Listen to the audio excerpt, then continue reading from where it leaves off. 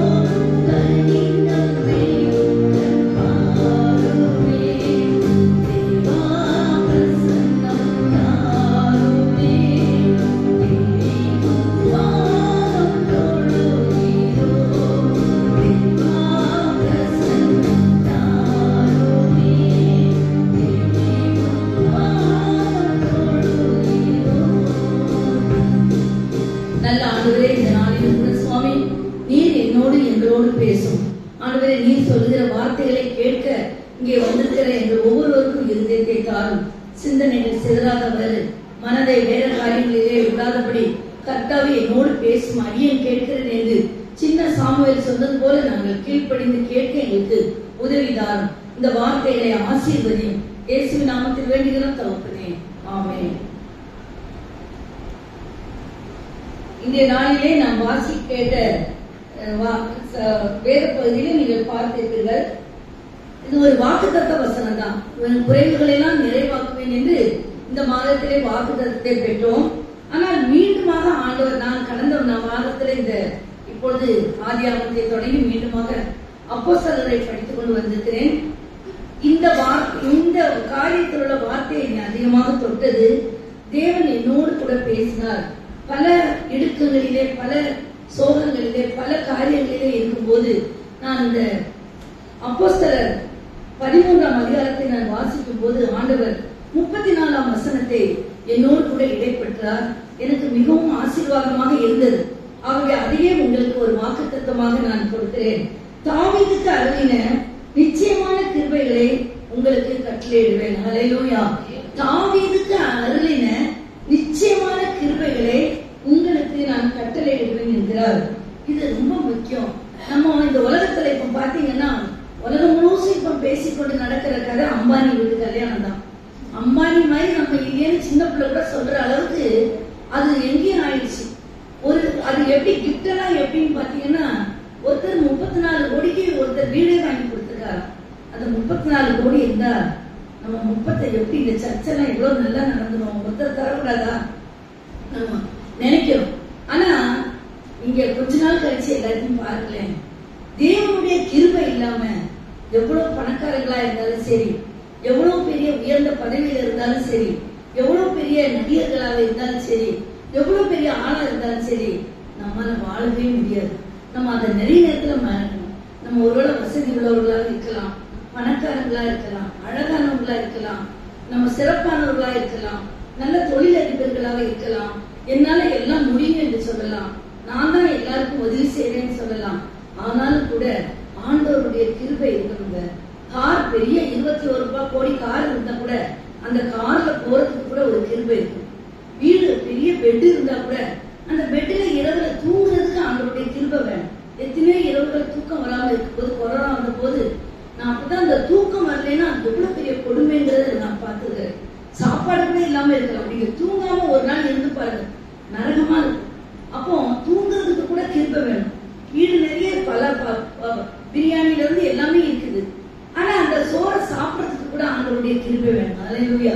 இந்த உலகத்துல நம்ம வாழ்வதற்கு, நம்ம சிரிப்பதற்கு, நம்ம தூங்குவதற்கு, நாம் பேசுவதற்கு, உறவாடுவதற்கு எல்லாத்துக்குமே கிருபை வேணும். ஆனா அந்த கிருபை தேவன் ஒருவரால் மட்டுமே தான் தர முடியும். எந்த முதல் மந்திரியாலும், பிரதம மந்திரியாலோ, பணக்காரனாலோ, எந்த செல்வந்தனாலோ கிருபையை தர முடியாது. டாக்டர்களால கூட தர முடியாது. நான் அந்த லதா மங்கேஷ்கருடைய வாழ்க்கைய அவங்க எனக்கு ரொம்ப தெரியாது. பேப்பர்ல அவங்க போட்டோ 2 போட்டிருந்தது. அப்போ அவங்க 90 வயதுகளுக்கு மேல அவங்க மரித்தாங்கன்னு நினைக்கிறேன். அப்போ அவங்க வந்து இளம் வயதுல எவ்வளவு அழகா இருந்தாங்க. அப்புறம் அந்த சக்கர நாற்காலியில, இது மனிதனுக்கு எல்லாருக்கும் வர்றதுதான், எனக்கு தான் அப்படி வரும், அதை நான் சொல்லல. ஆனா அந்த அம்மா அவங்க ஒரு ஆண்டவருடைய பிள்ளையாக இல்லை, அவங்க இந்து மார்க்கத்துல உள்ளவங்க தான். ஆனா அவங்க சொன்னாங்க, ஒரு வார்த்தை சொல்றாங்க, வாழ்க்கைங்கிறது ரொம்ப நினைக்காத ஒரு காரியம். ஏன்னா என் வீட்டுல எத்தனையோ அறைகள் இருக்கிறது, அதுவும் நம்ம மாதிரி இல்ல, லதா மங்கேஷ்கர் வீடு. ஆனா நான் இப்போ வந்து ஹாஸ்பிட்டல்ல ஒரு சின்ன ஒரு ரூம்ல ஒரு சின்ன கட்டில படுத்துட்டு இருக்கிறேன். அப்படி என்னுடைய கார் ஏதோ விலை உயர்ந்த காரு, 3 கார்கள் இருக்குது, 3 டிரைவர் இருக்கிறாங்க. ஆனா இன்னைக்கு நாற்காலியில, சக்கர நாற்காலியில உட்கார்ந்து இருக்கிறேன். என் வீட்டுல எவ்வளவு செருப்புகள், செருப்பு பார்த்தா தெரியும், சிலர் செருப்பு பைத்தியில வீடு முழுசும் செருப்பே 1000 கணக்குல வாங்குவோம், அப்படின்னா ரொம்ப வாங்காதீங்க. அப்போ அவ சொல்ற எவ்வளவு செருப்புகளை வாங்கி வச்சிருக்கேன்.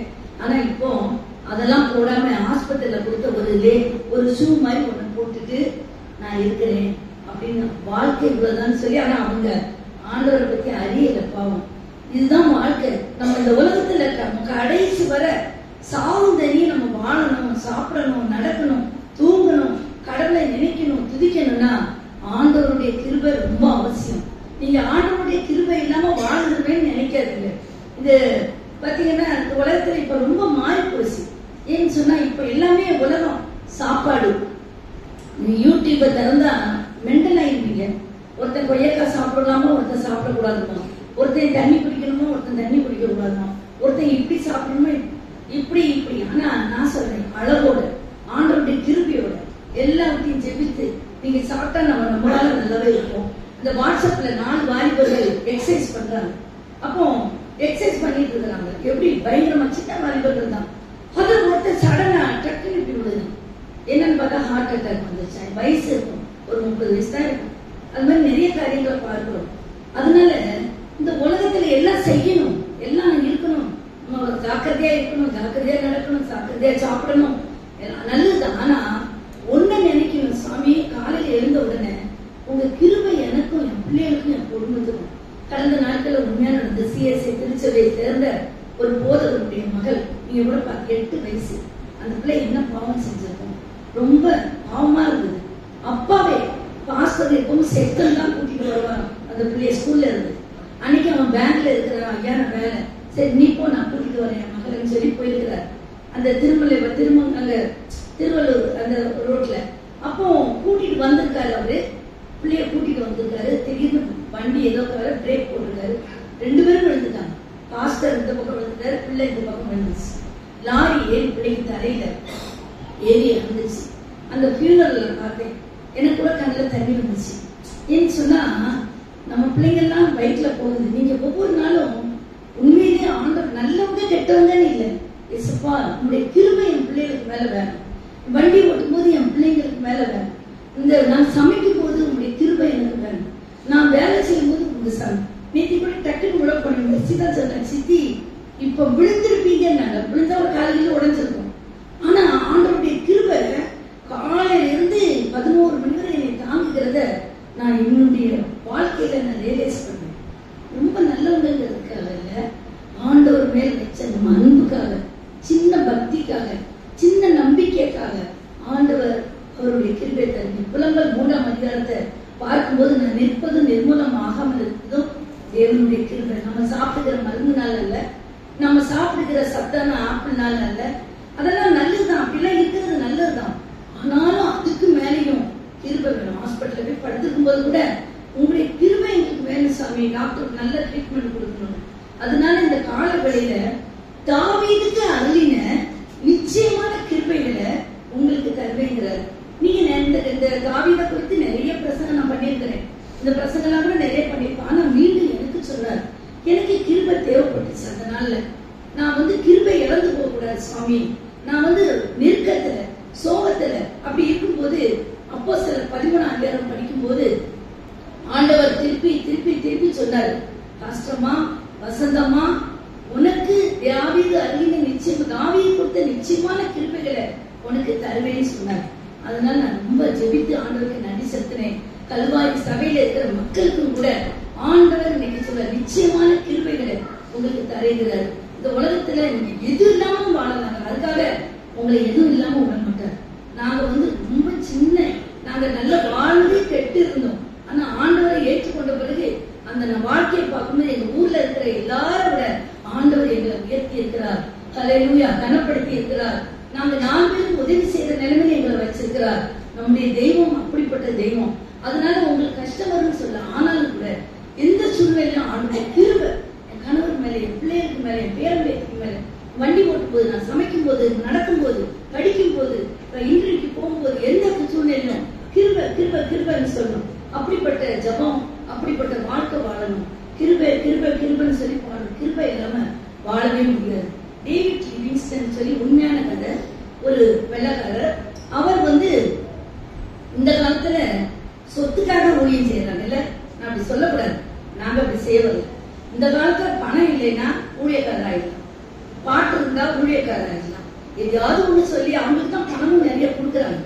ஆனா அந்த நாட்கள்ல என்னைய வழி நடத்தின அம்மா கூட, டீச்சர் கூட, அவங்களுடைய சம்பளத்தை எல்லாத்தையும் கல்யாணம் ஆகாம கொடுத்து மக்கள் மத்தியில ஊழியம் செய்தாங்க. அதுல உருவான குடும்பம் தான் நாங்க.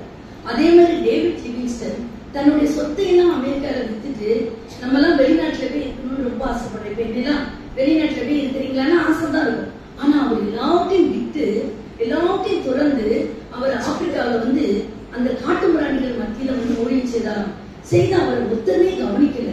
சாப்பாடு இல்ல, அவருக்கு நோய்வாய்ப்பட்டுட்டாரு. மக்கள்லாம் அவரை சரியா கவனிக்காம ஒரு மாதிரி ட்ரீட் பண்ணாங்களாம். அப்போ அவர் நினைச்சார், ஆண்டவரே உங்களுடைய கிருபை மட்டும் எனக்கு இருக்கணும். ஆனா எனக்கு எப்படி தெரிஞ்சு, ஒரு ஆட்டுக்குட்டியை வளர்த்தாராங்க. அந்த ஆட்டுக்கு பாலை மட்டும் கறந்து அதை 3 வேளையும் குடிப்பாராம். நிறைய பால் கறக்குமா, அதை குடிச்சிட்டு அப்படியே வாழ்ந்து இருந்தாராம். அதை கூட அந்த தலைவன் ஒரு அந்த ஊர்ல ஒரு தலைவன், அவன் பெரிய பவர்ஃபுல் மேன். அவன் வந்துட்டு இவரை பத்தி பார்த்துட்டு என்ன எப்படின்னு, என்ன சாப்பிடுறேன்னு கேட்கும்போது, இந்த ஆட்டுக்குட்டியுடைய பால் தான் அப்படின்னு அவன் கறக்கும் போது நிறைய பால் கறந்ததை பார்த்தானா. ஆஹா, திடீர்னு இந்த ஆடு நல்லது, ஹெல்த்தியான ஆடு, விசேஷமா இருக்குன்னு சொல்லிட்டு, நீ இதை எனக்கு கொடுக்கறியா அப்படின்னு கேட்கிறானா. அப்ப இவன் இருக்கிறதே ஒரு ஆடுதான். அந்த தலைவன் கொள்ளாதவன், கொடுக்கலன்னா கொண்டு விடுவான். இதை இல்லைன்னா சாப்பிட முடியாது. ஆண்டவருடைய இருதயத்துல ஆண்டவர் அவனுக்கு மனதில பேசினாரு, என் கிருபை உனக்கு போதும், கொடுத்துரு அப்படின்னா. ஆண்டவர் சொன்னா நம்ம கீழ்ப்படியும். உடனே அவன் கொடுத்துட்டான். கொடுத்த உடனே அவர் கொடுக்கும்போது அவர் சொன்னாராம், என்னுடைய அந்த ஒரு ஆயுதம், ஒரு சின்ன ஈட்டி மாதிரி, இத என்னுடைய அதிகாரத்துக்கு உள்ளவங்களுக்கும் எனக்கு பிடிச்சவங்களுக்கு தான் நான் கொடுப்பேன். ஆனா உனக்கு கொடுக்கணும்னு எனக்கு தோணுது. ஆனா இதை நீ வச்சிருந்தா எல்லாரும் இதை வச்சிருக்கு, அவ்வளவுதான், உனக்கு தான் இது சொந்தம் அப்படின்னாங்க. சரி, இந்த ஆட்டுக்குட்டியை வாங்கிட்டு வெறும் ஈட்டியை கொடுத்துட்டு போறானே, இரும்பை கொடுத்துட்டு போறானே, நான் எப்படி வாழ்றது அப்படின்னு சொல்லி ரொம்ப கவலைப்பட்டாங்க. அப்ப சரின்ட்டு பசி எடுத்துதான், என்ன இருக்குது, ஆடும் இல்ல பாலும் இல்ல. சரி, இந்த சின்ன ஈட்டியை எடுத்துட்டு என்ன பண்ணிக்கிறான், நடந்து போறாங்க. கொஞ்சம் தூரம் அந்த கிராமத்துக்குள்ள போறாங்களாம். ஒரு தோட்டம் இருக்குதான், அங்க ஏதாவது சாப்பிடலாம்னு உண்மை சம்பவம். அது போகும்போது உடனே மக்கள் பார்த்து வணக்கம் சொல்றாங்க. வணக்கம் ஐயா, வணக்கங்கிறாங்க. புரியலையா, ஏன் அந்த கையில இருக்கிற ஈட்டி யாருடையது, ஒரு தலைவனுடையது. அது வச்சிருக்கிறவங்க அவங்க மதிப்பாங்களாம். உடனே வணக்கம் சொன்னது இல்ல, ஒருத்தர் உடனே கோலையில பாலை கொண்டு வந்து கொடுக்குறாங்க, ஒருத்தர் சாப்பாடு கொண்டு வந்து கொடுக்குறாங்களாம்.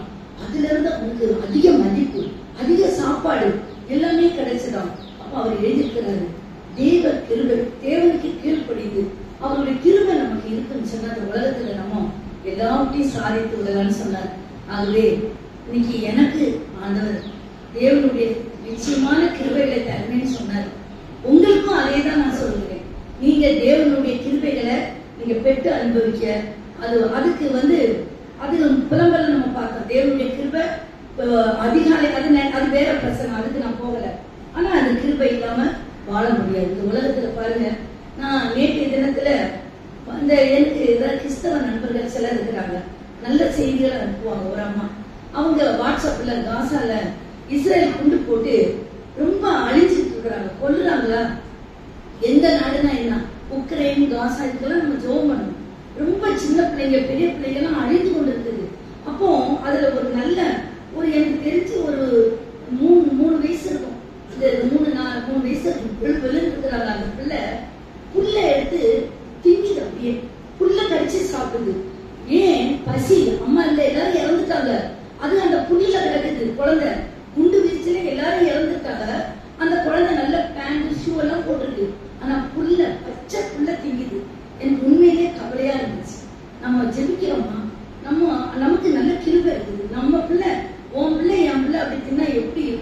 அதனால நாட்டுல என்ன நடக்குதுன்னு உங்களுக்கு தெரியல.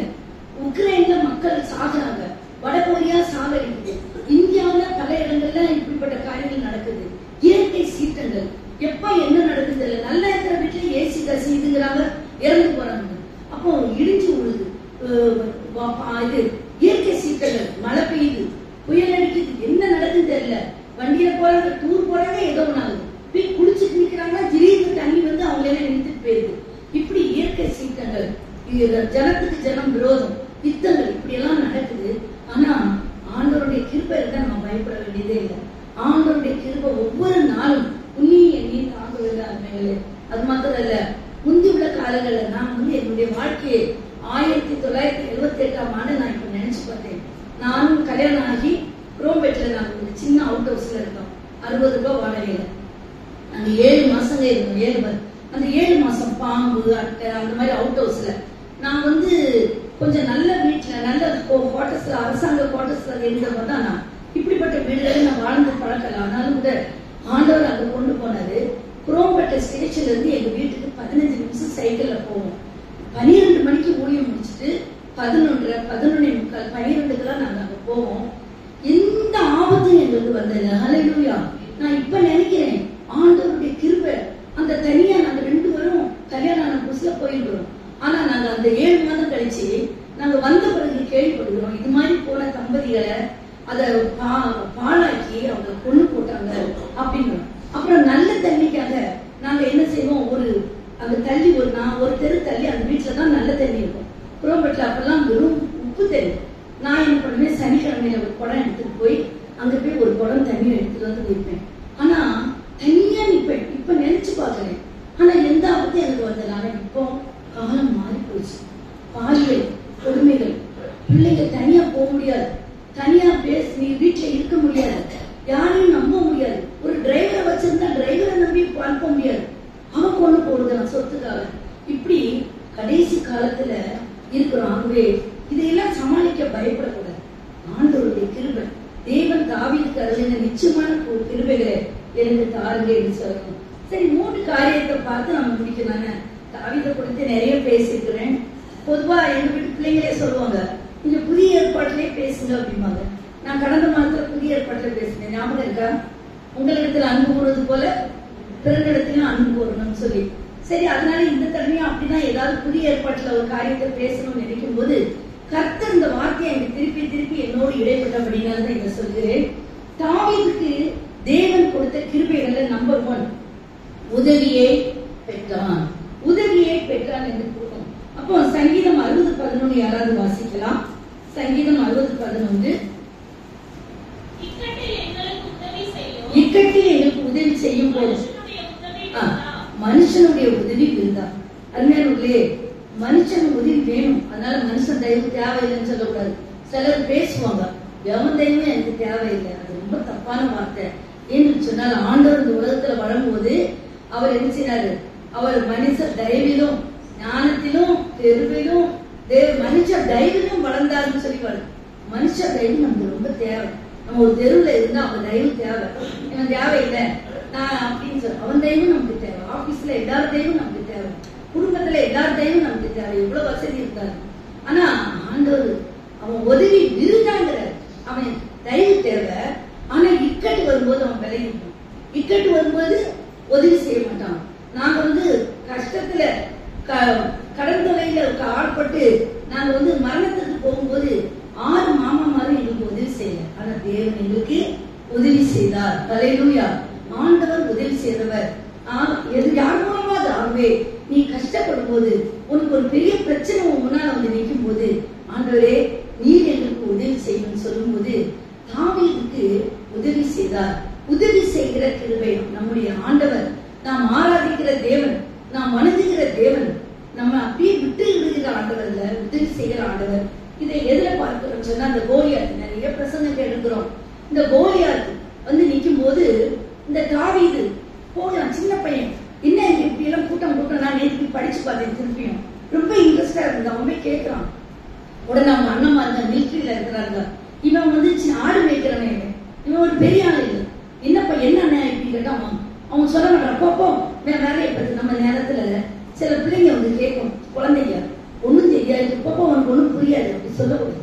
அதுங்களுக்கு தெரியும், அதுங்களுக்கு சொல்லலாம், இல்ல செல்லம் இப்படி இந்த பிரச்சனை, இதுக்காக நீ ஜபிச்சுக்கோ அப்படின்னா சொல்லலாம். ஆனா இவங்க அண்ணன் வந்து சொல்றான், உன் துணியெல்லாம் என்ன, நீ என்ன வேலைக்கு வந்த, நீ வந்து வத்தல் பயிர் இதை கொடுத்து அப்பா அனுப்பின போ வேலையை பார்த்துட்டு போய் காட்டினான், ஆட்டை போய் மேயின்னு சொல்லி திட்டுறான். அப்படியும் உடல இன்னும் போறான். இங்க என்ன நடக்குது சொல்லும்போது அந்த கோலியத்தை வருகிறான், திட்டுறான். நீ அவன் வந்து இயேசுவை திட்டுறான், தேவனை திட்டுறான். இவனுக்கு வைராக்கியம் வந்தது, தேவனை தூஷிக்கிறானே, இவனை கொல்றதுக்கு ஒருத்தர் இல்லையா. அப்போ ஒருத்தர் போய் சொல்றான், நான் இருக்கு, நான் போறேன் அப்படிங்கிற. எப்படி இருக்கும்ல. உடனே அவங்கள சரி நான் அனுப்பி விடுறோம். ராஜா போய் சொல்றாரு.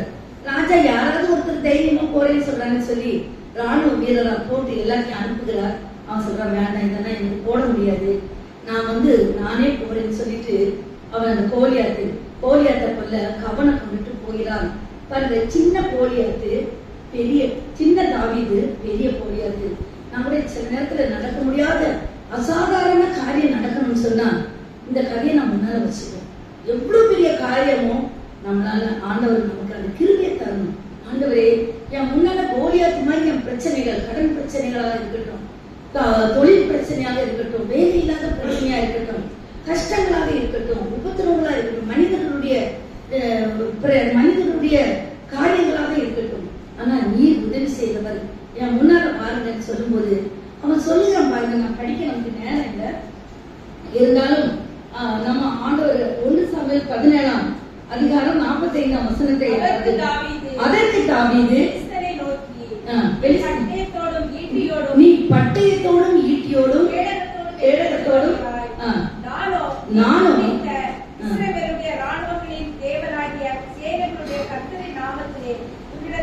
நீ நிந்தித்த சேனைகளின் தேவனாகிய இஸ்ரவேலின் தேவனுடைய நாமத்தினாலேயே வருகிறேன் என்று அவன் வருகிறான்.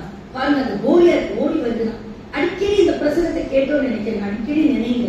அதெல்லாம் ஒரு உண்மையானது, சும்மா இல்ல. அவன் ஓடிய வரான், எவ்வளவு பெரிய ஆளு, அவ்வளவு உயர்மை, குட்டியோடு இருக்கிறான். ஆனா இளைஞன் அழகா இருக்கிறான். அவன் பாக்குறான், உன்னை இன்னைக்கே குத்தி உன்னை இந்த மாம்சங்கள் காக்காக்கு போடுறையா, உன்னை தூக்கி போடுறீங்கிறான். அவன் வந்து உடனே ஓடுறான். அவன் ஓடும்போது அந்த கூழாங்கல்ல 5 கல் வச்சிருந்தான், ஒண்ணுதான் எடுத்தான். ஒன்ன போட்டு டக்குன்னு அடிப்பட்டு அவனுக்கு படலைன்னு சொன்னா இவன் ஆள் அவுட்டு. ஆனா ஒரு கல்ல நீ நிந்தித்த இயேசுவின் நாமத்தினால வரேன்னு சொல்லி கலெக்டர் நெத்தி போட்டுல பட்டு அப்படியே பரிசெஞ்சு அப்படியே இறந்து. அல்லேலூயா. அப்போ அந்த இக்கட்டுல, அந்த பெரிய ஒரு காரியத்துல தேவன் தாவீதுக்கு கிருபையை கொடுத்தார். அவர் கொடுத்த கிருபையினாலதான் அவன் வெற்றி பெற்றான். அருமையானவர்களே, ஆகவே ஆண்டவர் நமக்கும் கூட இந்த காலை வேளையிலே எந்த இக்கட்டா இருந்தாலும், நமக்கு இப்ப யுத்தம் கிடையாது, வேற விதமான பிரச்சனைகள் எது வந்தாலும், ஏசப்பா உங்க நாமத்தினால நான் ஜெயிப்பேன், உங்க நாமத்தினால ஏசு நாம ஏசுறது. ஒரு அம்மா, நான் கடந்த வாரம் நாங்க ஊழியத்துக்கு ஒரு அம்மா கொழுத்து வேலை செய்யறதுதான். அது பெரிய காரியங்கள ஒரு லிஸ்ட் சொல்லிச்சு. எனக்கே மயக்கமாயிடுச்சு அதனுடைய பிரச்சனை. அப்ப நான் சொன்னேன், இதுக்கு எனக்கு என்ன செய்யணும் தெரியலமா, ஆனா ஏசு நல்லவர், நீ என்ன செய்யணும், ஏசப்பா ஸ்தோத்திரம், உதவி செய்யும், ஏசப்பா நன்றி, எனக்கு உதவி செய்யும் சொல்லி விடுதலை தருவாரு.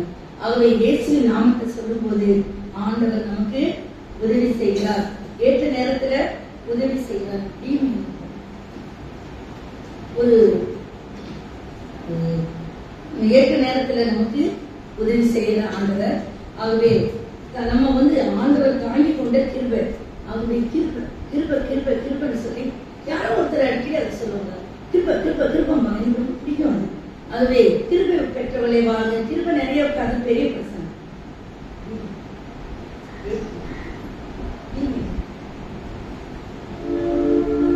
ஏற்ற நேரம் எனக்கு உதவி செய்த கிருபை, சோர்ந்து போன நேரம் என்னை தாங்கி கொண்ட கிருபை. ஏற்ற நேரம் எனக்கு உதவி செய்த கிருபை, சோர்ந்து போன நேரம் என்னை தாங்கி கொண்ட கிருபை. கிருபையே கிருபையே கிருபையே தேவ கிருபையே, கிருபையே கிருபையே கிருபையே தேவ கிருபையே. ஏற்ற நேரம் எனக்கு உதவி செய்த கிருபை, சோர்ந்து போன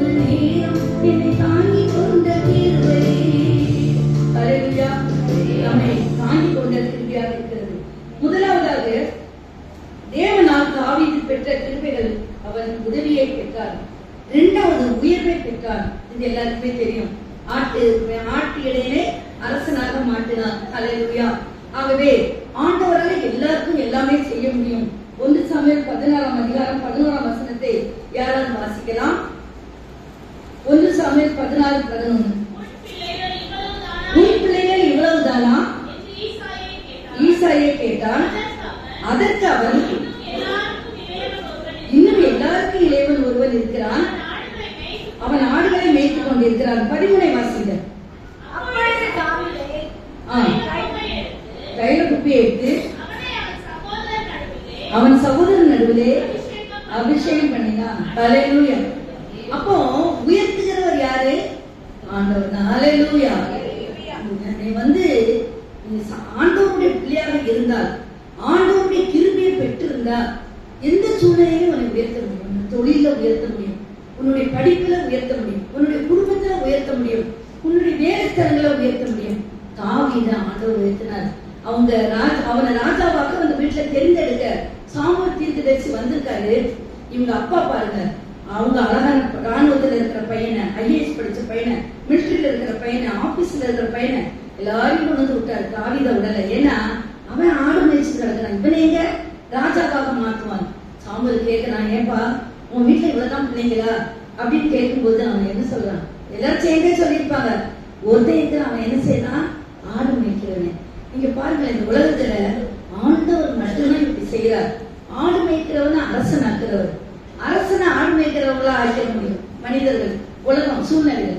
ஆனா ஆடு மேய்க்கிறவனை அரசனா ஆக்குறதுங்கிறது ஆண்டவருடைய கிருபை. நான்லாம் சாதாரண படிப்பு, சாதாரண ஆளு, பெரிய நீங்க பேசுற மாதிரி இங்கிலீஷும், நீங்க பேசுற மாதிரி படிப்பும், நீங்க பேசுற மாதிரி நான் வளர்ந்த முடியாது. சாதாரண. ஆனா ஆண்டவருடைய கிருபையை 23 வயசுல நான் பெற்றுக்கொண்டேன். சர்வீஸ் கமிஷன் எக்ஸாம் எழுதினேன். அதுல நான் குரூப் 4ல 2 பாஸ் பண்ணேன். அதெல்லாம் என்னுடைய அறிவுல ரொம்ப குறைஞ்ச ஒரு ஜெனரல் நாலேஜ் கொடுத்தா ரொம்ப குறைவா தான் நான் ஆங்கிலத்துல எல்லாம் ரொம்ப இருப்பேன். ஆனா ஆண்டவரை ஏற்றுக்கொண்ட போது ஆண்டவருடைய கிருபையினால அந்த பரீட்சையை நான் எழுதினேன். 2லுமே பாஸ் பண்ணேன். எங்க ஊர்ல நான் ஒருத்தி தான் பாஸ் பண்ணேன். அது மாத்திரமல்ல, எனக்கு ஒரு ஜீப்பு, எனக்கு ஒரு ரூமு, எனக்கு 2 பியூனு, எனக்கு ஒரு கிளர்க்கு, இவ்வளவு பெரிய அதிகாரியாக நான் இருந்தேன்னு சொன்னா அது ஆண்டவருடைய கிருபை தான். நான் நினைப்பேன், அந்த ரூம்ல இருக்கும்போது என்னை பார்க்கணும்னா பெல் அடிச்சுட்டு பாஸ்டர் கூட வந்து வெள்ளக்காரர் கூட பெல் அடிச்சுட்டு தான் உள்ள வந்தாரு. உங்க ஒய்ஃபுக்கு என்ன அவ்வளவு பெரிய போஸ்டா அப்படின்னு கேட்டாங்க. நான் சதீஷ் கூட ஜீப்ல அவர் போயிருக்கிறேன். ஒரு கடையில போனா அவ்வளவு பெரிய மரியாதை. Ma'am, if you want you can டேக்பாங்க, எது வேணும்னு எடுத்துட்டு போவாங்க. அப்படிப்பட்ட வாழ்க்கையை ஆண்டவர் எனக்கு கொடுத்தாருன்னு சொன்னா ஒண்ணுமே இல்லை. பெரிய படிப்போ, பெரிய அந்தஸ்தோ, அறிவோ இல்லை. ஆண்டவரை ஏற்றுக்கொண்டு, ஆண்டவருக்கு ஒப்பு கொடுத்து, ஆண்டவர் எனக்கு நிச்சயமான கிருபையை கொடுத்தார். இந்த 70 வயசு வரைக்கும் ஆண்டவர் என்ன இந்த மட்டும் எனக்கு உதவி செய்தார். நான் நேற்றைய தினத்துல கூட ஆண்டவர்கிட்ட அந்த நிச்சயமான கிருபையில ஒண்ணு கேட்டேன். நீங்களும் கேட்டேன், ஆண்டவரே கால் வலி ஓகே, அது பரவாயில்ல, அது பவுலுக்கு சொன்ன மாதிரி என் கிருபை உனக்கு போதும்னு சொன்னார். அதுலயும் நடக்க பிளக்க. ஆனா நான் இப்ப எப்பல சுதியில பாடினவன் 3 நோட்டு, அந்த குமார் சிஸ்டருக்கு தெரியும் சுதி எவ்வளவு 3 நோட்டு குறைஞ்சு பாடினா எப்படி இருக்கும். ஆனா இன்னும் ஒரு 4-5 வருஷத்துக்காக சுவாமி இந்த சுதி மாறாதபடிக்கு என் மக்களுக்காக நான் பாடணும் அப்படின்னு சொல்லி நான் ஜபிப்பேன். அந்த கிருபியை கேட்டு அது மாதிரி நீங்களும் கூட கேட்கணும். ஆகவே ஆண்டவர் உயர்த்துகிறவர். இந்த தாவீதை உயர்த்தினாரு. அது மாத்திரமல்ல, அவனுக்கு நீங்க பார்த்தா போறோம், எவ்வளவோ பிரச்சனைகள் வந்தது. தாவீதை உயர்த்தின ஆண்டவர் சாதாரண இல்லை. இஸ்ரவேல் சமஸ்தானம் முழுவதும், யூதா, இஸ்ரவேல் அனைத்துக்கும் அவனை ராஜாவாக மாற்றினார். ஹல்லேலூயா. அந்த நிச்சயமான கிருபைகளை அவனுக்கு கொடுத்தார். ஆடு மேய்க்கிறவனே அரசனாக மாற்றுகிறது யாரு? ஆண்டவர் தான். அரசனை ஆடு மேய்க்கிறவளாக ஆக்கும் உலகம். ஆடு மேய்க்கிறவனை அரசனாக மாற்றவே முடியாது. அதை ஆண்டவர் செய்தார். அருமையானவர்களே, 1 பேதுரு 5ஆம் அதிகாரம் 6ஆம் வசனத்தை யாராவது எடுத்தவர்கள் வாசிக்கலாம். 1 பேதுரு 5ஆம் அதிகாரம் 6ஆம் வசனம். ஆகையால் ஏற்ற காலத்திலே தேவன் உங்களை உயர்த்தும்படிக்கு அவருடைய பலத்த கைக்குள் அடங்கி இருக்கணும். அடங்கதான் மாட்டோம். பிள்ளைங்க சொல்லுவாங்க அடங்க மாட்டேங்குதுன்னா என்னது? கீழ்படிய மாட்டேங்குது. அடங்க மாட்டேங்குதுன்னா நம்மளுக்கு பெற்றோரை அடிக்காது, கீழ்படிய மாட்டேங்குது. அடங்கி இருக்க கீழ்ப்படியணும், பெற்றோருக்கு கீழ்ப்படியணும், வாத்தியாருக்கு கீழ்ப்படியணும், போதருக்கு கீழ்ப்படியணும், ஆண்டவருக்கு கீழ்ப்படியணும். அப்படி இருக்கும்போது அவர் உயர்த்துவார். வாழ்வ பிள்ளைங்க கூட ஆண்டவருக்கு அடங்கி இருங்க, ஆண்டவருக்கு கீழ்ப்படிந்து பாருங்க, அப்பா அம்மாவுக்கு கீழ்ப்படிங்க, வாத்தியாருக்கு கீழ்ப்படிங்க, போதருக்கு கீழ்ப்படிங்க, உங்களை எப்படி உயர்த்துகிறார் என்று பார்க்கணும். ஆகவே உயர்த்துகிற ஆண்டவர். அந்த தாவீது நிச்சயமான கிருபை அவனுக்கு உதவியை பெற்றான், அவன் உயர்வை பெற்றான் என்று பார்க்கிறோம். மூன்றாவதாக ஒரு முக்கியமான ஒரு காரியத்தை நான் அடிக்கடி இந்த பிரசங்கத்தை பண்ணுவேன். உன்னதத்தின் திறவுகோலை பெற்றான். தாவீதின் திறவுகோல் சொல்லி நான் இதே திருச்சபையில பிரசங்கம் பண்ணியிருக்கேன். எனக்கு ரொம்ப பிடிக்கும் தாவீதின் திறவுகோல். இந்த திறவுகோல் பார்க்கும்போது, திறவுகோல்னா பாருங்க, இப்ப என் வீட்டு சாவியை நான் லேட்ட கொடுப்போம். ஆனா இந்த பெரிய பணக்கார வீட்டுல போனா பொத்து சாவி அந்த எஜமானியே வச்சுன்னு தெரியும் நடக்கும். பொத்து சாவியை போட்டு வெள்ளியில செய்து போட்டுட்டு இருப்பாங்க. அந்த வேலைக்காரங்கிட்ட நான் ஒரு ஜெயின் சாரோட ரொம்ப பழக்கம். அவர் எங்களுடைய வணிக வரித்துறையில அவர் வைர வியாபாரி, தங்க வியாபாரி, ஒரு சிலருக்கு தெரியும். இது கூட ஒரு தடவை வந்திருக்காரு, உதவி செய்தார். அப்ப நான் லஞ்சம் வாங்கலைங்கிறதுக்காக அவர் என் மேல ரொம்ப பாசமா இருப்பாரு. அவங்க வீட்டுக்கு என்னை கூட்டிட்டு போய், அவங்க அம்மா 80 வயசுக்கு மேல, அம்மா நீ இந்த நேரத்தை நீ தொட்டு அவங்களுக்கு ஒரு பூஜை பண்ணணும்னு காலிக்கிட்டாரு. நான் கேட்டேன், ஏன்னு கேட்டேன். இவங்க அந்த டிபார்ட்மெண்ட்ல காசு வாங்காம இருக்கிறாங்கன்னு. நான் சொன்னேன், இது ஒரு பெரிய காரியமா, என் காசை யாருதான் கொடுத்தாதான் தியாகம், வாங்காம இருக்குது என்ன சார் தியாகம்? இப்ப என் காசை ஏழைகளுக்கெல்லாம் கொடுத்துட்டேன், எல்லாருக்கும் செய்தேன்னா நீங்க என்ன பாராட்டணும்.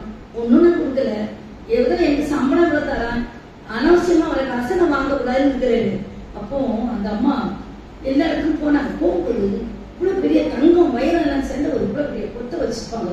வச்சுட்டு போயிட்டு உள்ள போய் அதை திறந்து அதுல இருந்து ஒரு கிஃப்ட் எடுத்து ஒரு சின்ன தட்டு மாதிரி அவங்க எடுத்து எனக்கு தந்தாங்க, அரிசியெல்லாம் வச்சு. அப்போ நான் அவங்க அந்த ஐயா சொல்றாரு, எங்க அம்மா எல்லாத்தையும் தருவாங்க, அந்த கொத்து சாதிய மட்டும் எனக்கு கூட தர மாட்டாங்க. பாத்தீங்களா, நான் கீழே வச்சிருந்ததை எடுத்து போட்டுட்டு போறாங்க. நான் எடுத்துட்டா போயிருவேன். கொத்து சாதி அதுல நிறைய வச்சிருக்காங்க எங்க அம்மா. நாங்க கொத்து சாதிங்கிறது ஒரு அதிகாரம், அதுல நிறைய காரியம் இருக்கும். அதை கண்டபடி எல்லாருக்கும் கொடுக்க மாட்டாங்க. ஆனா வானத்துல உள்ள திறவுகோல், வானத்தின் திறவுகோல் யாருக்கு சொந்தம்? ஏசாமிக்கு சொந்தம். ஏசாயா 22ஆம் அதிகாரம் 22ஆம் வசனத்தை யாராவது எடுத்தவர்கள் வாசிக்கலாம். ஏசாயா 22. தாவீதுடைய வீட்டில் திறவுகோலை அவன் தோளின் மேல் வைப்பேன், ஒருவரும் பூட்டக்கூடாதபடிக்கு அவன் திறப்பான், ஒருவரும் திறக்கக்கூடாதபடிக்கு அவன் பூட்டுவான். இன்னொரு வெளிப்படுத்தல் 1ஆம் அதிகாரம் 18ஆம் வசனம். வெளிப்படுத்தல் 1ஆம் அதிகாரம். ஆனால் இதோ சதா காலங்களில் உயிரோடு இருக்கிறேன், ஆமே நான் மரணத்திற்கும் பாதாளத்திற்கும் உரிய திறவுகோள்களை உடையவராய் இருக்கிறேன். பாதாளத்துக்கும் மரணத்திற்கும் எல்லாத்துக்குமே திறவுகோலை உடையவன் யாரு? நான் தான். அல்லேலூயா. ஏன் திறவுகோல்? திறவுகோல் ஆண்டவர் கையில தான் இருக்கும். ஆனா அதை சொல்லுகிறார், அதை நான் தாவீதின் தோள் மேல வைக்கிறேன், உனக்கு தரேன் சொல்லிட்டு இன்னொன்னு சொல்றாரு, பேரே வச்சுட்டார், தாவீதின்னு திறவுகோல். நான் இப்ப என் வீட்டை யாருக்காவது உஷாம எடுத்துட்டு எப்போ அன்னைக்கே சொன்ன உஷாவே சொல்றீங்களா? சரி, அவங்க குமாரியை சொல்லியிருக்கான், குமாரிக்கு கொடுத்துட்டேன். இப்போ வீட்டை கொடுத்துட்டு எம்மா சாவியெல்லாம் கொடுத்து உனக்கு தான் இது சொந்தம்னு சொல்லிட்டா, அப்புறம் பாஸ்டர்மா வீடுன்னு யாராவது சொல்வீங்களா? சொல்ல மாட்டேன். வீடு யார் வீடு? குமாரியுடைய வீடு. 8ஆம் நம்பர்ல 8ஆம் எண்ணில இருக்குவீங்க. அதே மாதிரி ஆண்டவர் அந்த திறவுகோலை ஏசாமி தேவன் தாவீதுக்கு கொடுத்துட்டு அது தாவீதின் திறவுகோல் என்று பெயர் வைத்தார். அந்த திறவுகோல் அதிகாரம், திறக்கணும், கூட்டுறது எல்லாமே அதுல இருக்குது. அங்கேதான் தாவீதின் திறவுகோலை உடையணும். அதனாலதான் அவன் அந்த திறவுகோலை வச்சு ஜபிப்பான், அந்த திறவுகோலை வச்சு ஆசீர்வாதத்தை பெற்றுக் கொள்வான், எல்லாருக்கும் அவன் செய்தான். ஆகவே ஆண்டவர் தன்னுடைய பிள்ளைகளுக்கு தான் நம்ம வீட்டு, இப்ப என் வீட்டு சாவி என் பிள்ளைகளுக்கு கொடுப்பேன், அது கட்டாயம் கொடுப்பேன். ஆம்பளை பிள்ளைய பொம்பளை, இப்ப எல்லாருக்கும் உரிமை இருக்குது இல்ல? ஆம்பளை முந்தி பொம்பளை பிள்ளை கிடையாது, அவங்க இப்ப அப்படி இல்லை. ஜாய் சந்தோஷமா இருக்கிறா, என்ன சந்தோஷம். ஆம்பளைக்கும் பொம்பளைக்கும் போவது உரிமை இருக்குது, அப்படித்தானே சொல்லிட்டாங்க. அது ஒரு நல்ல இதுதான். அதனால ஆனா தேவன் தம்முடைய பிள்ளைகளுக்கு அந்த அதிகாரத்தை கொடுக்கிறார். தாவீதுக்கு திறவை கொடுத்தார். ஆகவே ஏன் தாவீது திறவு போல இருக்கிறோம் என்று சொன்னால், தேவனுடையதை அவர் அவனுக்கு கொடுத்தார். என்னுடைய அதிகாரத்தையும் அவனுக்கு கொடுத்தேங்கிறார். அருமையான பிள்ளைங்க, ஆண்டவர் எப்படிப்பட்ட அதிகாரம் உள்ளவர்? அவர் ஜெபிச்சா நடக்கும். ஆண்டவர் எப்படி அடப்பட்டவர்? அவர் ஜெபம் பண்ணா அற்புதங்கள் நடக்கும். அந்த அதிகாரத்தை எனக்கும் உனக்கும் கூட தராது. அதனால நான் பண்ணிட்டு பேர் வாங்கணும், பேரை நேம் போடணுங்கிறதுக்காக சந்தர்ப்பங்கள் வரும்போது, சூழ்நிலைகள் வரும்போது, உன் பிள்ளை சுகமா இருக்கும்போது, உன் வீட்டுல கஷ்டம் இருக்கும்போது ஓட தேவையில்லை எங்கேயும். ஆண்டவரே, தாவீதின் திறவுகோல், தாவீதின் அதிகாரம் எனக்கு இருக்கு, இந்த காரியம் நடக்கட்டும் சுவாமி, இந்த பிரச்சனைகள் விடுதலையாகட்டும் சொல்லி நாம் ஜெபிப்போம். ஆண்டவர் பெரிய காரியங்களை செய்வார். ஏசாயா 22 அதிகாரம் 22 வசனத்தை பார்க்கிறோம். ஏசாயா 22:22. தாவீதுடைய வீட்டின் திறவுகோலை அவன் தோளின் மேல் வைப்பேன், ஒருவரும் பூட்டக்கூடாதபடிக்கு அவன் திறப்பான், ஒருவரும் திறக்கக்கூடாதபடிக்கு அவன் பூட்டுவான். ஆமென்களே, முடிக்க போகிறோம். ஆகவே ஆண்டவர் தேவனுக்கு தாவீதுக்கு அல்ல நிச்சயமான கிருபைகள். அவன் உதவியை பெற்றான், உயர்வை பெற்றான், உயர்ந்த திறவுகோலை பெற்றான். இதுக்கெல்லாம் காரணம் என்ன? அதே 13 அதிகாரம் 22 வசனத்தை யாராவது எடுத்தவர்கள் வாசிக்கலாம். அதே அப்போஸ்தலர் 13.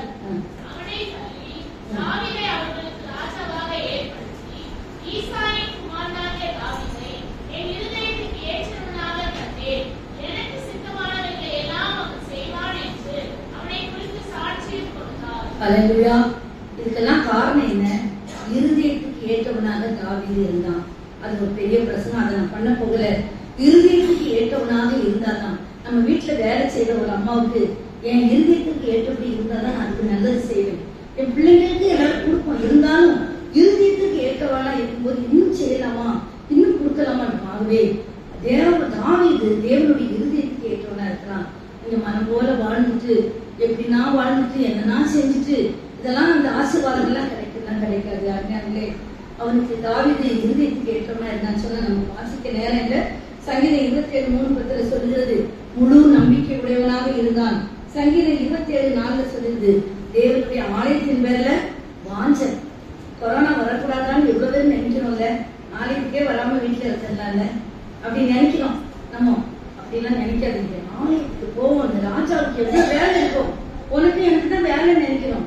ராஜாவுக்கு எவ்வளவு வேலை. ஆனா அவன் சொல்றான், 1000 நாளை பார்த்து நான் ஆலயத்துல தங்கி இருப்பதே நான் தெரிந்து கொள்வேன்னு சொல்லி. நம்ம முந்தி மாதிரி இல்லை. நாங்க ஆரம்பத்துல இந்த சபை ஆரம்பிச்ச புதுசுல காலை ஆராதனை, சாயங்கால ஆராதனை, மொழி இரவு ஜபம், பைபிள் ஸ்டடி, வெள்ளிக்கிழமை, சனிக்கிழமை கூட்டமா வருவாங்க. மக்களும் வாஞ்சியோட வருவாங்க. ஆனா சரி பரவாயில்ல, உங்களுக்கு இப்ப வேலைகள் வித்தியாசமான காரியங்கள். ஆனா வரதே ஒரு நாள் காலையில ஒரு ஆராதனை தான். அதுக்கே மனசார நீங்க தொட்டு பாருங்க. நான் 9 மணிக்குல இருந்து 11 மணி வரை இந்த 2 ஹவர் இந்த ஆலயத்துல இருக்க நானும் என் குடும்பமும் ஒப்பு கொடுக்கணும்னு ஒரு சந்தோஷத்தோட வரமா. ஆனா நீங்க எல்லாம் சந்தோஷமா தான் வரீங்க. அல்லேலூயா. ஏன்னா கல்வாரி மக்கள் அப்படி இல்லை, நான் வேற மக்களை சொல்றேன். ஆனா அப்படி சந்தோஷமா ஆலயத்தின் பேர்ல வாஞ்சியா இருக்கணும். எப்படி போகணும்னு சொல்லி போகணும். நான் உண்மையா சொல்றேன், ஆண்டவரை ஏற்றுக்கொண்ட புதுசு எங்களுக்கு பைக் கிடையாது, கார் கிடையாது, ஆட்டோ கிடையாது. நாங்க வயல்வெளியில நாங்க இருக்கிறது ரயில்வே ஸ்டேஷன் பக்கத்துல. ஆனா ஊர்ல எங்க இருக்கும், அட்லீஸ்ட் மவுண்ட் ரோடு அளவுக்கு தொலைவு இருக்கும். ஆனா 5 மணிக்கு எந்திரிச்சு குளிச்சுட்டு எங்க அம்மா ஒரு கட்டங்காப்பி போட்டு தருவாங்க. அதை குளிச்சுட்டு நாங்க குடும்பமா அந்த ஆராதனை 8 மணிக்கு அந்த உபதேசியார் 8:05 வந்து பாக்குறாரு. நாங்க குடும்பமா 7:50 நாங்க போயிட்டோம். ஹல்லேலூயா. நடந்தேன். ஆகவே ஆலயத்தின் மேல வாஞ்சை இருந்ததுனாலதான் அவருடைய கிருபை இன்னைக்கு இருக்கு. ஹல்லேலூயா. ஆண்டவர் பேர்ல வாஞ்சை. அது மாதிரி நான் எங்க பிரவீன் நான் அடிக்கடி சொல்வேன், அது என் தப்பா நினைச்சுக்காங்க. அவன் அலபாமால இருக்கும்போது அமெரிக்கா சொல்லி முடிக்கிறான். அலபாமால இருக்கும்போது அவன் படிக்கிறான். படிக்கிற பிள்ளைக்கு என்ன, ஆலயத்துக்கு போகாது பாரு பிள்ளைங்க. அவன் வண்டி கிடையாது, சைக்கிள் கிடையாது, அவன் நடந்தேதான் போனான் அவனுடைய. ஆனா நான் போனப்போ எங்களுக்குன்னு ஒரு சர்ச்சை ஏற்படுத்தி கொடுத்தான். அது மாத்திரம் இல்ல, காலையில பேப்டிஸ்ட் சர்ச், சாயங்காலம் ஒரு சிஎஸ்ஐ சர்ச், அங்கே புதன்கிழமை அதே பேப்டிஸ்ட் சர்ச்ல பைபிள் ஸ்டடி. அவன் நடந்தே போய் அந்த பாஸ்டர் எங்கிட்ட சொன்னாரு, சச் a nice person அப்படின்னு. அவன் அங்க எவ்வளவு பிள்ளைங்க இருக்குது. ஆனா இவன் மட்டும் அந்த 3 வேளையும் ஆலயத்துக்கு போனான். ஆலயத்தின் மேல வாஞ்ச. அருமையானவர்களே, ஆலயத்தின் மேல வாஞ்ச இருந்தா நீங்க வாலிப பிள்ளைகளா இருக்கட்டும், யாரா இருக்கட்டும், சின்ன பிள்ளைகளா கூட இருக்கட்டும், சண்டே ஸ்கூல் பிள்ளைகளா இருக்கட்டும், தாவீதுக்கு அருளின நிச்சயமான கிருபைகளை அவர் உங்களுக்கு தருவாரு. வெறுப்பா வரக்கூடாது, ஆலயம் வரக்கூடாது, ஞாயிற்றுக்கிழமை ஏன் வருதுன்னு வரக்கூடாது, எப்ப ஞாயிற்றுக்கிழமை வரும் அப்படின்னு சந்தோஷமா 4 மணிக்கு அன்னைக்கு சீக்கிரம் எழுந்து, அன்னைக்கு நைட்லாம் சீக்கிரம் தூங்கி செல்போன் எல்லாம் ஆஃப் பண்ணி வச்சுட்டேன். 5 மணிக்கு எழுந்து ஜெபிச்சு குளிச்சு எடுத்து வீடு எப்படி கிடந்தாலும் சரி, யார் பார்க்க போறாங்க வீட்டு 9 மணிக்குல இங்க விழுந்துடும். அப்படி செய்த தேவனுடைய கிருபை அதிகமா கிடைக்கும். ஆகவே அவன் தேவனுடைய ஆலயத்தின் மேல இருந்தான். தேவனுக்கு தசமபாகம் கொடுத்தான். எதை அவன் தேவனுக்கு காணிக்க கொடுத்தான். ஆலயத்திற்காக கொடுத்தான். தேவனுக்காக எப்பவும் பிரியமானதே செய்தான். தேவனுடைய ஆசாரியர்களை அவன் நேசித்தான். தேவன் அது மாத்திரம் இல்ல, அவனுடைய தப்ப ஒருத்தர் சொன்ன போது அதை அக்செப்ட் பண்ணான். நீங்க என் தப்ப பாஸ்டர்மா நீங்க இது செய்தது சரியில்லைன்னு சொன்னா எனக்கு கோபமா இருக்கும். எப்படி இங்க சொல்லுவாங்க, அதுவும் இந்த சபையார் முன்னிலையில என்ன சொன்னீங்கன்னு எனக்கு எப்படி இருக்கும். இதை ரகசியமா சொல்லக்கூடாதா, இப்படி சொல்லிட்டாங்களே. ஆனா அப்படி நினைக்கல. ஆமா, அந்த பெரிய தப்பு உரியாவின் மனைவி இடத்துல நடந்த தப்ப நான் தான் செய்யறேன். பாவத்தை ஒத்துக்கொண்டான். அது மாத்திரமல்ல, பகைவன் சவுல் இவனை துரத்துன்னு பிடிச்சான். ஆனா கூட அவனுக்கு கொல்ல சந்தர்ப்பம் கிடைக்கும் போது செய்யல. அவன் பிள்ளைகளுக்கு உதவி செய்தான். அருமையானவர்களே, நாமும் கூட அந்த தாவீதை போல ஆண்டவரை பின்பற்றி வாழ்ந்தான். ஆண்டவருடைய சமூகத்துல இருந்தான். ஆண்டவருக்கு பிரியமாக வாழ்ந்தனால தேவன் அவரை பத்தி சாட்சிகளை இருதயத்திற்கு ஏற்றவன் யாருமே சொல்லல. தேவன் தாவீது ஒருத்ததான் சொன்ன, ஒரே ஒரு தப்பு தான் பண்ணான். ஆனா அது பிறகு எல்லாமே தேவனுக்கு பிரியமானவரா இருந்தான். தேவன் அருளின நிச்சயமான கிருபைகளை அவன் பெற்றான். அதுக்கு காரணம் அவன் இருதயத்துக்கு ஏற்றவனா நடந்த. நீங்க கூட இந்த இடத்தை விட்டு போகும்போது, ஆண்டவரே உங்க இருதயத்துக்கு, ஒரு ஆபீஸ்ல வேலை செய்தா அந்த ஆபீஸருக்கு ஏற்ற மாதிரி நடக்க நம்ம ட்ரை பண்றோம். முதலமைச்சர் வேலை செய்தா அவருக்கு ஏற்ற மாதிரி நல்லதுதான். அதை விட பெரிய ஆண்டவர் நமக்கு எல்லாம் செய்ய வல்லவர். ஆண்டவருக்கு பிரியமாக வாழ, ஆண்டவருக்கு ஏற்றங்களை சிந்திக்க, செயல்பட செய்யும் போது ஆண்டவர் இந்த வாக்கு தத்தத்தை அப்போஸ்தலர் 13 இந்த வசனத்தை சொல்ற, தேவன் தாவீதுக்கு அருளின நிச்சயமான கிருபைகளை உங்களுக்கும் பிள்ளைகளுக்கும் ஒரு குடும்பத்துக்கும் தர. பிள்ளைகளுக்கு கூட நல்ல காரியங்கள் சொல்லி சொல்லி வளருங்க. எல்லாம் வாங்கி கொடுக்குறீங்க, ஆண்டவரை விட்டுறாதீங்க. எல்லாம் வாங்கி கொடுங்க, சொத்தெல்லாம் சேர்த்து வைங்க, எல்லாத்தையும் செய்யுங்க. எப்பவுமே நல்ல காரியங்களே சொல்லி சொல்லி ஆண்டவரை குறித்து அதிகமாக சொல்லி சொல்லி, கர்த்தர் பெரியவர், கர்த்தர் நல்லவர், கர்த்தரால எல்லாம் கூடும், அவர் உனக்கு எல்லாம் செய்வார், அவர் தான் நல்லவர், அவர் தான் அவரால் தான் உனக்கு வாழ்வு, அவரை நம்பு, அவரை செய் அப்படின்னு சொல்லி சொல்லி வாழுங்க. கர்த்தர் உங்களையும் குடும்பங்களையும் ஆசீர்வதிப்பார். தேவன் தாவீதுக்கு அருளின நிச்சயமான கிருபைகளை உங்களுக்கு உங்களை ஆசீர்வதிப்பார். கர்த்தர் தாமே ஆசீர்வதிப்பாராக. ஆகவே நம்ம பயப்படக்கூடாது. தேவனோடு பயப்படாமல் நம்ம தேசமே பயப்படாது என்கிறார் ஆண்டவர். ஆகவே நம்ம பயப்படவே கூடாது. ஆகவே அருமையானவர்களை, நம்ம தேவனோடு உறவு கொண்டு இம்மையிலும் மறுமையிலும் வாழும்போது தேவனுடைய கிருபை புது வாழ்வு நமக்கு தரும் என்று கண்டை முன்போம். தேவனோடு உறவு கொண்டு தினம் தினம் வாழ்ந்திடுவார். இம்மையிலும் மறுமையிலும் துன்பத்தில் திட்டுவார். தேவனுடன் உறவு கொண்டு தினம் தினம் வாழ்ந்திடுவார். இம்மையிலும் மறுமையிலும் இன்பத்தை ருசித்திடுவார். தேசமே பயப்படாதே, மகிழ்ந்து களிகூர.